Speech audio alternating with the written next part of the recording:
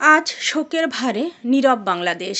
একটি ইতিহাসকে শেষ বিদায় জানাতে ঢাকামুখী মানুষের ঢল। দলে দলে সারি সারি লাখ লাখ মানুষ ছুটে আসছেন দেশের গণতান্ত্রিক রাজনীতির আপসহীন নেত্রী সাবেক প্রধানমন্ত্রী বিএনপি চেয়ারপারসন বেগম খালেদা জিয়াকে শেষ শ্রদ্ধা জানাতে। কেউ চোখের জলে, কেউ নীরব প্রার্থনায়। এই বিদায় শুধু একজন নেত্রীর নয়, এই বিদায় একটি অধ্যায়ের। জনস্রোতের প্রতিটি মুখে একটাই কথা, আপনি থাকবেন আমাদের স্মৃতিতে, সংগ্রামে, ইতিহাসে।